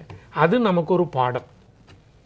இப்படி ஒரு ஃபாசில் ஃபியூயல் போகக்கூடிய, ட்ரை ஆகக்கூடிய, உலர்ந்து போகக்கூடிய விஷயத்தை எப்படி அமெரிக்கா பார்க்கிறதோ அப்படிதான் கனிம வளங்களை நாம் பார்க்க வேண்டும். கனிம வளத்தினுடைய வாழ்க்கை முறையை ஆக்சுவலி உலக அளவில் பார்க்கும்போது நம்மகிட்ட இருக்கக்கூடிய வளம் கொஞ்சம் சில இடங்களில் கம்மியாக தான் இருக்குது. மற்ற நாடுகள்லாம் மேற்கு ஆப்பிரிக்காவில் இருக்கிறது, அமெரிக்காவில் இருக்கிறது, உக்ரைனில் இருக்கிறது. இன்னைக்கு கிட்டத்தட்ட 4.5 லட்சம் கனிம வளங்கள் இருப்பதாக புட்டினுடைய ஸ்டேட்மெண்ட்டாக இருக்குது. நீ வாங்குறான் அமெரிக்காவை. இன்னும் இப்போ சர்வதேச செய்திகள் அதானே. இப்போ அவங்களுக்கும் ஆஸ்திரேலியாவுக்கும் ஒரு சின்ன இது என்னென்னா, மக்கள் தொகை வந்து பரவி இருக்கக்கூடிய இடம் கொஞ்சம். ஆஸ்திரேலியாவில் எடுத்தீங்கன்னா நடுவில் விட்டுருவாங்க, சுற்றி மாத்திரம் வாழ்வாங்க. ஏன்னா அவனை குழந்தை பெற்றுக்கோங்கிறதுக்கு அவனுக்கு இன்சென்டிவ் கொடுக்கணும். அப்போ தான் அவன் குழந்தை பெற்றுப்பான். ஏன்னா அவன் நான் சௌரியமாக இருக்கேன், எனக்கு போகிறோங்கிறான். அதே மாதிரி ரஷ்யா பனியின் காரணமாக அவர்களுடைய மக்கள் தொகை பெருக்காமல் இருக்கிறதுனால அவங்களால கனிம வளங்களை கூட எடுக்க முடியும். நம்மளுடைய மக்கள் தொகை அதிகமாக இருப்பதனால் ஒரு பாழ் நிலத்தை உருவாக்கி விடக்கூடாது. ஒரு மருத நிலம், பாலை ஆகும். இதற்கு முன்னால உதாரணங்கள் உண்டு இலக்கியத்திலும். அந்த இடத்திற்கு நம்ம போயிடக்கூடாது. ரொம்ப கவலை. ஒரே ஒரு கேள்வி ராதாகிருஷ்ணன்ட்ட. 2023 ஜூனில் மு.க. ஸ்டாலினுடைய ஸ்டேட்மெண்ட்டை மட்டும் சொல்கிறேன், ஒரு நிமிஷம் பதிலுக்கு எடுத்துக்கிடுங்க. அவர் என்ன சொல்கிறாருன்னா, கன்னியாகுமரி மாவட்டத்தில் ஒரு 433 வண்டியை பிடிச்சிருக்கோம், 1,76,000 என்னமோ ஃபைன் போட்டிருக்கோம் அப்படிங்கிறார். கிருஷ்ணகிரியில் அதே மாதிரி 105 வாகனங்களில் வழக்கு போட்டிருக்குங்கிறாரு. கோயம்புத்தூரில் ஒரு 17, 27, 30 வாகனங்கள், திருநெல்வேலியில் ஒரு 97 வாகனங்கள். அப்படின்னா அவரே he has confused their own guilty அப்படின்னு எடுத்துக்கலாமா? ஒன்று, இது டிப் ஆஃப் த ஐஸ்பர்க். அவர் பிடிச்சிருக்கிறதா சொல்ல விவரங்கள் ரொம்ப குறைவாக இருக்க வாய்ப்பு அதிகம். ஒன்று. ரெண்டாவது, இந்த பிடிச்சிருக்காங்க, ஃபைன் போட்டிருக்காங்க, யாருக்கு? அந்த ஓனருக்கு, அந்த வண்டியுடைய ஓனருக்கும் ஓட்டுநருக்கும் தான். எந்த குவாரிலேருந்து வந்ததோ அந்த குவாரி சம்மந்தப்பட்டவங்களுக்கு அல்ல. அது எங்கேயுமே பெரிய அளவில் எஃப்ஐஆரில் அந்த குவாரி சம்மந்தப்பட்டவங்க ஈடுபடுத்தப்படலைன்னு பார்ப்போம், வண்டிக்காரங்களுக்கு. ஆமாம். இதில் இன்னொரு முக்கியமான விஷயம், ஏற்கனவே தோழர் சொன்னது போல், நீங்கள் குவாரிகளை அதிகப்படுத்த நிலத்தடி நீர் பெரிய அளவில் ட்ரை ஆகிட்டே இருக்குது, இறங்கிக்கிட்டே இருக்குது. இன்னொரு பக்கம் அந்த குவாரி நடத்தும் போது மகரந்த சேர்க்கை நடக்காமல் வயல்வெளிகளில் உற்பத்திகள் பெருக்கம் குறையுது, மலட்டுத்தன்மையாயிரும். ஆமாம். இதில் இன்னொரு செய்தி என்ன அப்படின்னா, 1,00,000 கனமீட்டர் வெட்டி எடுக்கிற அளவுக்கான ஆர்டர் வாங்கியிருக்குன்னு வச்சுக்கோங்க, நான் வாங்கியிருக்கேன். அப்போ அந்த 1,00,000 கண்ணாடி வெட்டி எடுப்பதற்கான வெடிபொருட்களை நான் வாங்குவேன், அதை பயன்படுத்துவேன், இட்ஸ் லீகல். இதே நான் அரசு இப்போ பார்க்கும்போது 10,00,000 மெட்ரிக் டன் கனமீட்டர் அளவுக்கு நான் வெட்டி எடுத்திருக்கேன்னா, அப்போ வெடிப்பொருட்கள் எந்த அளவுக்கு வாங்கியிருக்கேன், 10 மடங்கு கூடுதலாக வாங்கி. அது பெரிய ஆபத்து. இது சமூக விரோத செயலா இல்லையா? பயங்கரவாதத்துக்கு இந்த சமூக விரோத செயல், இந்த வெடிப்பொருட்கள் வர்றதுக்கு அரசு கண்காணிக்காம தான் இருந்ததா? கேள்வி இருக்கா இல்லையா? ரொம்ப முக்கியமான இடத்துல நம்ம இந்த விவாதத்தை முடிக்க போறோம். அதாவது அரசு கொடுத்தது 1,00,000 கண்ணாடி மீட்டர், ஆனால் 10,00,000 10,00,000க்கு கள்ளத்தனமான வெடிப்பொருட்கள். இந்த வெடிப்பொருட்கள் நாட்டின் தேச விரோத பயங்கரவாதிகள் கையில் போகிற ஆபத்தும் இருக்கிறது. ஆமா, மிகப்பெரிய ஆபத்தான செய்தி. அரசாங்கத்திற்கு இந்த நிகழ்ச்சியின் மூலமாக தமிழ்நாடு அரசிற்கான ஒரு பெரும் வேண்டுதலையும் எச்சரிக்கையும் நாம் இந்த இடத்துல விட வேண்டிய சூழ்நிலையில் திரு ராதாகிருஷ்ணனுடைய வலிமையான கருத்தை நான் இங்கே வைக்கிறேன். வெற்றிவிடியில் சீனிவாசன், VS ராமன், ஐயா வெற்றி செல்வன், உங்கள் அனைவருக்கும் நான் உளப்பூர்வமான நன்றியை தெரிவித்துக் கொள்கிறேன். மீண்டும் மற்றொரு களத்தில் நான் உங்களை சந்திக்கின்றேன். அதுவரை உங்கள் அனைவரிடமிருந்தும் நான் உங்கள் சுஃபியான், ஜெயா பிளஸ் தொலைக்காட்சிக்காக நன்றி. மீண்டும் சந்திப்போம்.